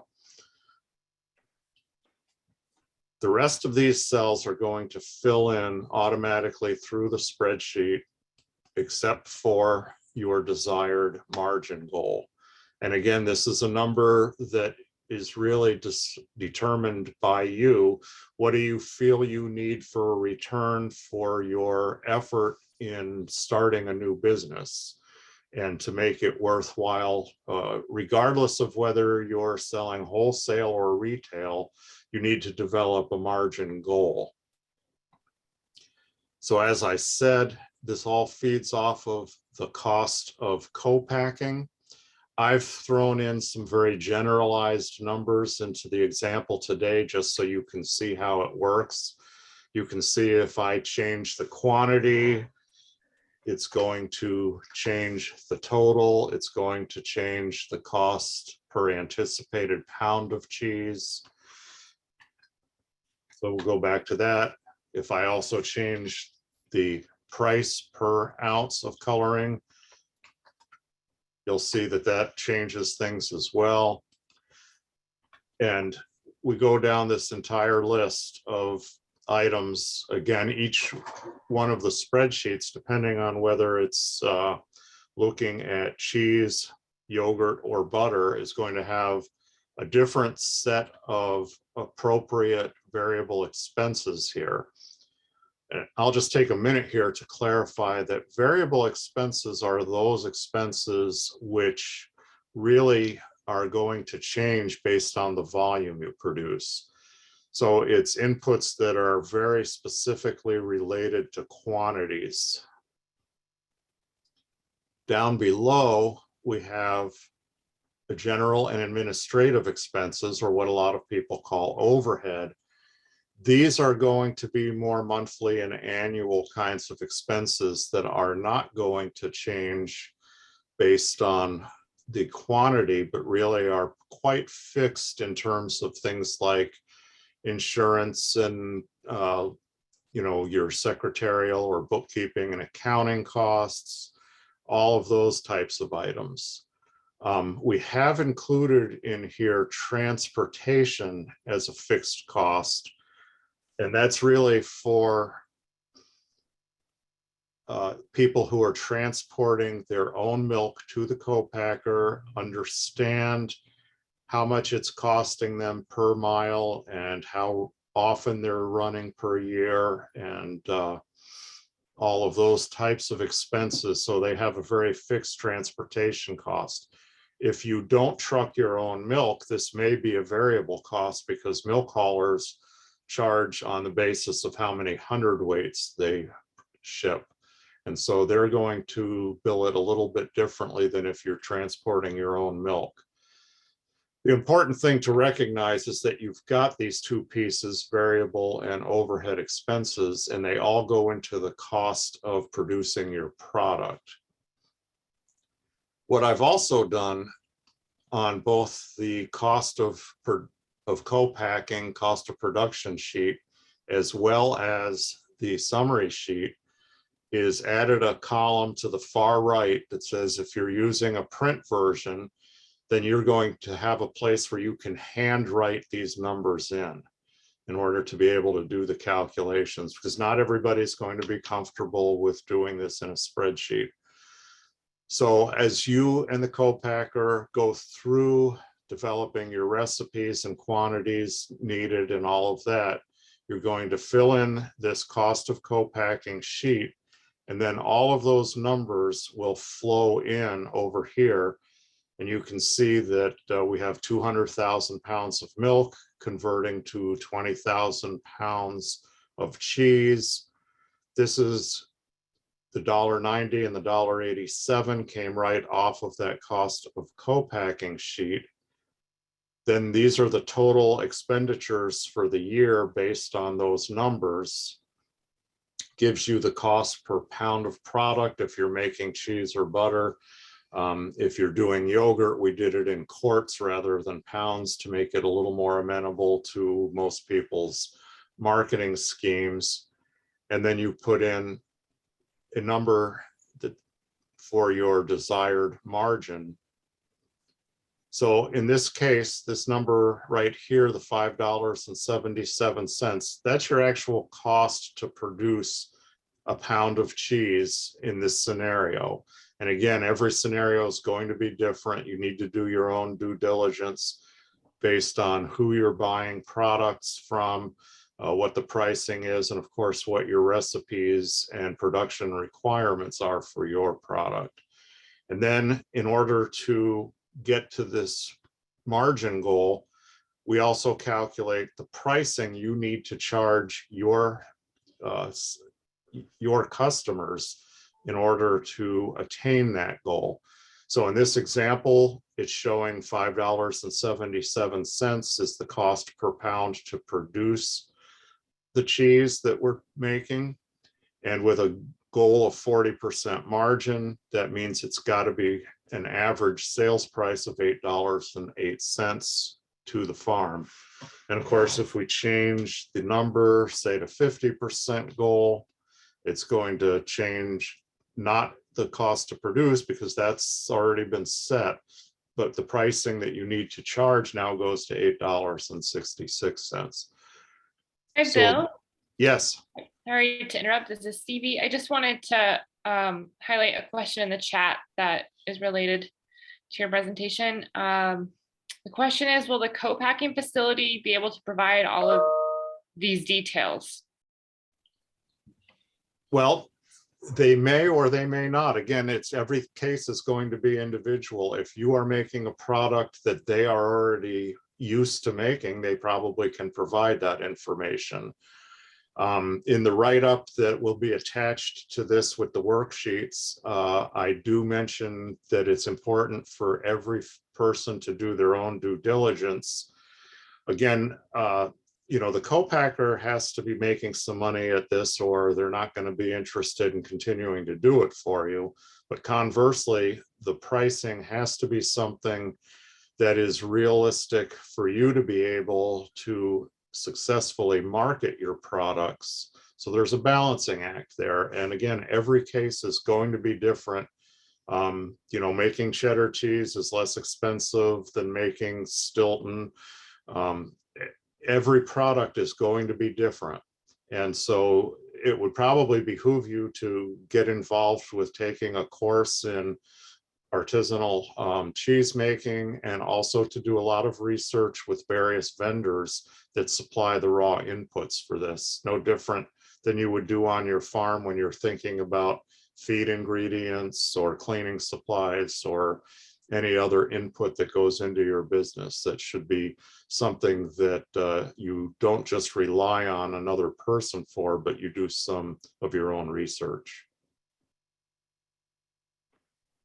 So I'm ready to take other questions if there are some. I'll say thanks. Thank you. I'll say one that was in the chat out loud for those who were just on phone, but there was a question about this Excel resource. Looks like a great resource. Will we have access to it? And Rebecca answered that it is on the MDAR webpage. So for those who are on phone, Rebecca can follow up with you if you're interested. Okay. Yeah, it's good. All of these resources that we're talking about are going to end up on that web site. Right, and I think these ones are already posted, if I'm not mistaken, although I am going to add a little bit of like a one-page text summary as well, just to help redefine things, even though we did put very specific directions right on top, along with these definitions that you can see go with each of the line numbers.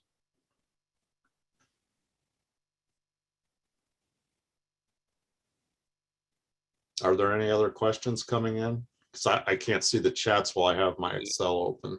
Yes, there's another question in the chat. Do you have a template? Well, this might be a general Q&A for other presenters in the call, but do you have a template agreement for co-packing so that the arrangements can be in writing? No, we didn't make a template for that. We do have it noted in the workbooks that's one of the things you need to discuss, whether there is a whether the co-packer has some kind of an agreement, and also liability issues and things like that. So there's more information in that interview that you would have with the co-packer that would get to that. And that if you don't have an agreement, they don't have an agreement, you may want to put your advice to put one together. Yeah, I would strongly recommend that before you actually begin producing product, other than possibly an initial pilot, just to see if you're happy with the product, you should have a written agreement so there's clear understanding between both parties. Yeah, because you're going to have a lot when you get to the point of actually contracting with the co-packer. It's not just the money of it. It's like you need to make sure that they're going to be there for you, not just now, but going forward. It looks like somebody has said that Cornell has a great contract, so we should look for that and add it to the resources. Thank you, Shannon. There was another question that actually came much earlier in the presentation, but could be relevant right now. Is there a farm size, like whether you're measuring that number of cows or gallons of milk, et cetera, that co-packing makes more sense or is more feasible for? Well, our whole project here is really based on giving farms the opportunity to pilot these products and make sure that they can develop a market. You would hope that down the road you're going to develop large enough volume of sales that you can justify putting in your own processing facility, if that's something you have the time and resources to do. But there's not a real break-even point there. That would be something that you would do as a next phase. This is really to get your products up and running without having to make an initial outlay for processing equipment.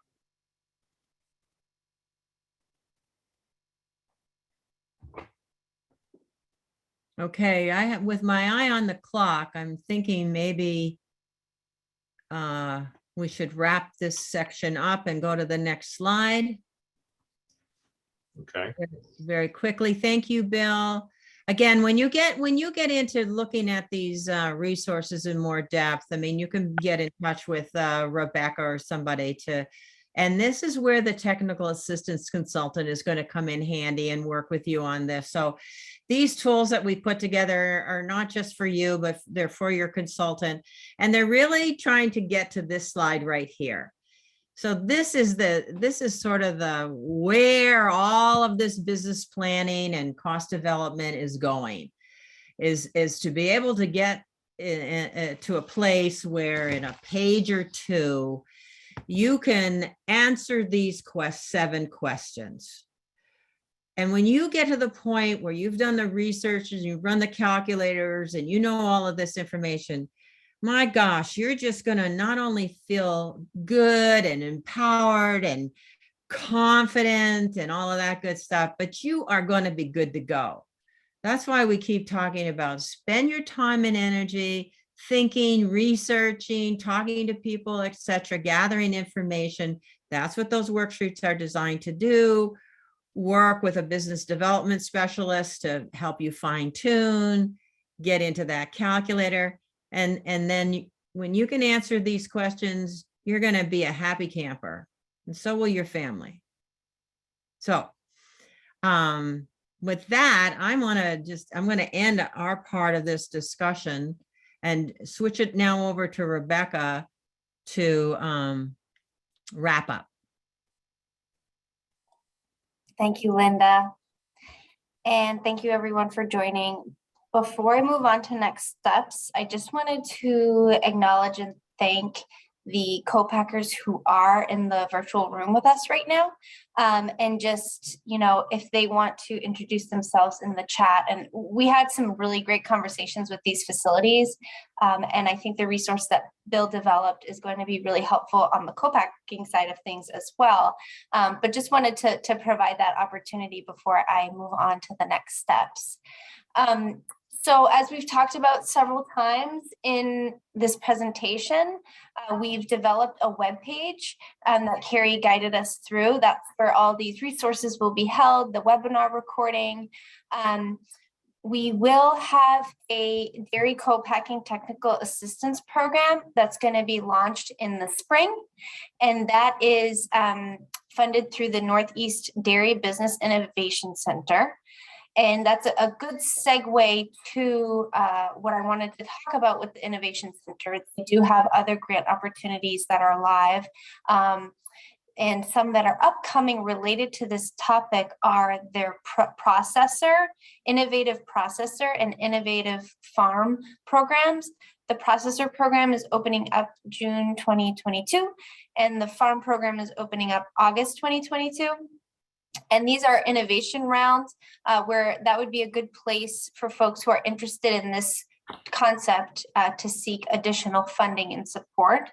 As I said, we'll also have our technical assistance program that we're launching in the spring, but I just want to provide other resources that are out there. Also, I was asked to flag that if grazing is something that folks are interested in moving toward, that there is an online form for the grazing learning journey that is happening in May. And there are a lot of different grant opportunities through the Northeast Dairy Business Innovation Center. They've received literally millions of dollars for this type of work. And so I highly encourage you to subscribe to their newsletter if you have not done so already. And you can do that through their website. And we can put the link to the website in the chat as well. Also, I've had a few questions about if you have applied through the Northeast Dairy Business Innovation Center, and for example, you haven't your application was not accepted, they do provide feedback with their notification letter. And we're happy to have more ongoing conversations with our contacts at the center, should anyone find that helpful. I also wanted to mention that MDAR has other resources for business planning. We talked about the resource guide that was developed. There's a business planning course that we host every year. And if folks from MDAR are on the call and want to put details in the chat, that would be great for that. And then we have some other technical assistance resources that are posted on this slide.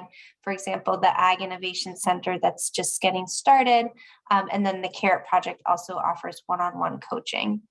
And then I'm going to pass it off to Stevie to wrap us up here. Great. Thank you, Rebecca. I'm looking at the time.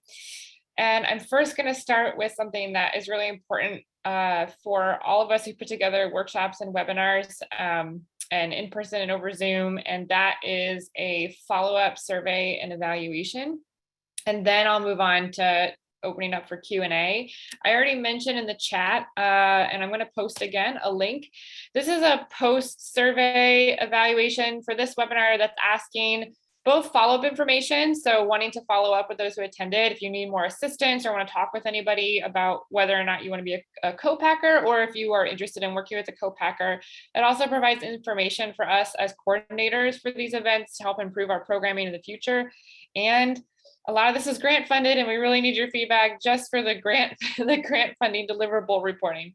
So it's all really important, and I want you to click on that if you have a second to fill that out. And then thanks for that slide, Rebecca. I also, for the sake of time, don't want to give you too much more information to absorb today. So very quickly, you've already heard about all the different technical assistance that's available for you all today. There's tons of resources out there and people and organizations who want to like swoop you up and help you with developing a value-added product for your dairy. And also I want to make sure I nod to the buy local organizations that represent multiple regions throughout the state. I represent CISA, which covers farms in Hampshire, Hamden, and Franklin County in Western Massachusetts. And you can kind of think of us today as like filling all the gaps that weren't already mentioned in terms of technical assistance, because buy local organizations are clearinghouses that can refer you to any of the resources that were mentioned today, or connect you with local business professionals or mentors or designers. And we often have funding to cover the costs of working with professionals. And that could be anything from like your traditional business decision-making, financial planning. It could also be related to lawyers. If you want to work with a lawyer in developing these contracts that we just talked about in the chat, if you want help with marketing development, maybe you want to put out a new website for a new product you're launching, buy local organizations like CISA might have funding for that. So you should also reach out to us. That's my quick spiel. So with 4 minutes left, Rebecca, I think we should open it to questions. Yeah, sounds great. There was one in the chat that I will bring up, put on my other hat, a chat hat. And that was, is all this co-packing presentation and concepts presented today limited to farms within the state of Massachusetts? So not necessarily. There are some interstate milk regulations that could come into play with that type of question. I think that would be kind of like a case-by-case situation, and I'd like to make sure that I would work with any state partners in those states that would be where the dairy farmers would be from. Does that answer the question?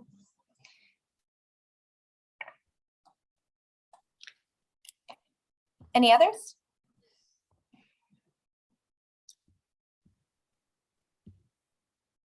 Yes, so at this point, anybody can ask questions either in the chat or you can unmute and ask out loud.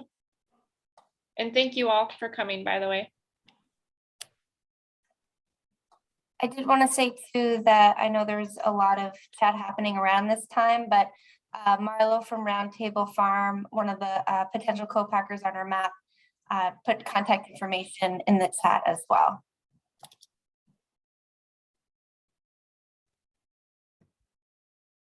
As did Little White Goat Dairy and Terry Lawton as well.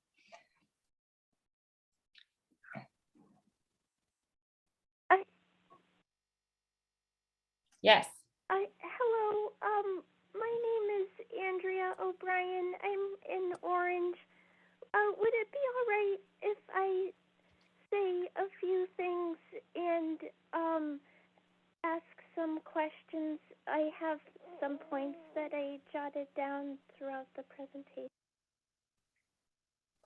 Yes, great. Thank you, Andrea. Well, first, we have 40 cows here, and some of our cows, they fill a milk can. I was a little dismayed about the scale of it. I mean, well, one of my questions is where you see the future of the cooperatives and if there's been any work to strengthen the cooperatives. It seems like this is what we pay to do, or what we pay DFA and Agrimark to do is to transport and market our milk. Also, I guess, also, how long should we give a value-added endeavor to determine whether or not it is successful in time? And also, if there was an effort for grocery store chains, an outreach on them, it's only,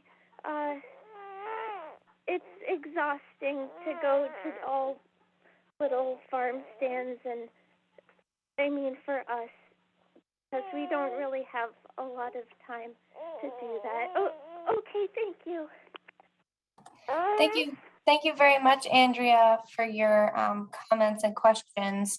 I'm going to take the first one and the last one, and then I might pass over to Linda or Bill for that middle question.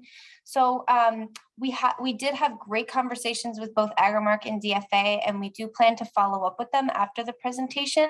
So we will definitely hold your comment and share that with them when we do a debrief.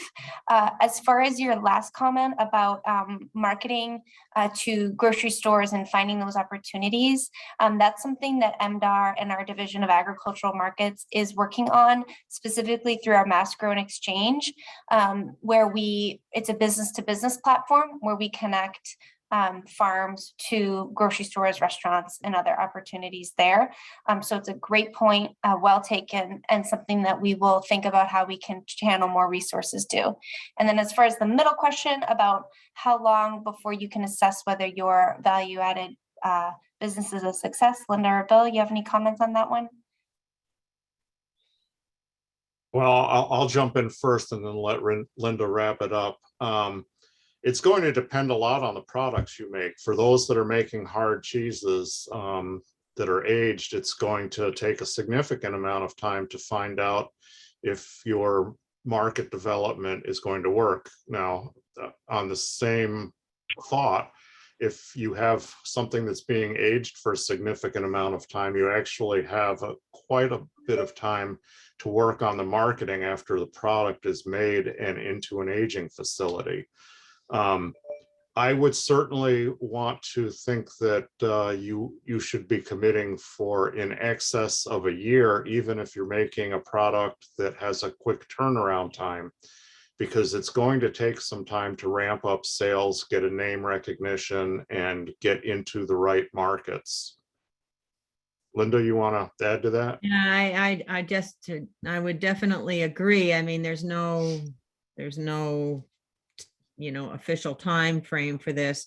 This is why we've spent so much time, though, really having people really do a lot of thinking and planning and visiting with the local retailers and checking out their market opportunities and doing all that groundwork. It may take you a while to do the groundwork, and once you do that, you will build that confidence in being able to pull this off. This is not something you just go do. This is not something you just pull an idea out of your hat and just go do it. You really have to spend the time to think it out. And if you, and like, was it Andrea said, just set yourself a schedule of how long it's going to take you to figure this out and work at it bit by bit. And then when you finally get there, you'll know when you're ready to go, and then you'll know, because you'll know who your customers are. You'll have a thought about whether the price point you expect to charge is going to work. You will have figured a lot of that stuff out, and then you go do it. And you just need to give yourself enough time to see if it works. And that's why co-packing is such a good thing, because it's a risk. There's no question about it, but it's a calculated risk. Hello? Hello, Rick. Hi, I just want to make one statement that I've heard.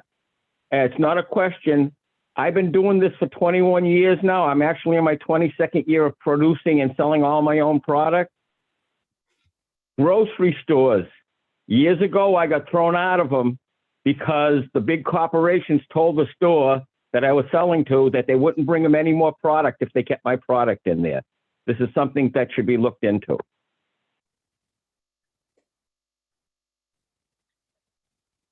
Rebecca, we'll turn it back over to you. I'm hoping that things have changed, Rick, between then and now, because depending on the kind of store you're looking at, like for example, I mentioned before, there are a lot of farm stands, good sized farm stands. Farm stands are fine. I'm talking about grocery stores. My cousin owned the store, and I was selling a lot of milk through there, and they made him stop selling it. Yeah. Rebecca?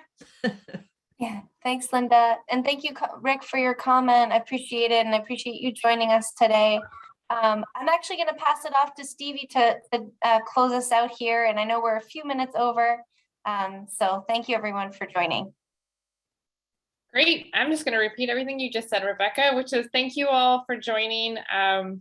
Again, we will be following up with everybody via email or phone with all the resources that we mentioned today, so that you know where to go to find the information you need. And again, thank you so much for filling out that survey. It is an immensely helpful thing for you to do for us who are coordinating these workshops and assistance. So with that said, I hope you all enjoy the rest of your day. And for most of you in the state, I think we'll be seeing some pretty warm temperatures tomorrow. So either hope you enjoy it or don't, I guess. Thank you. Bye-bye. Bye, Thank you, everyone. Thank Bye. you. Thank you. The only people I can think who would not enjoy that temperature are people who are worried about the mud.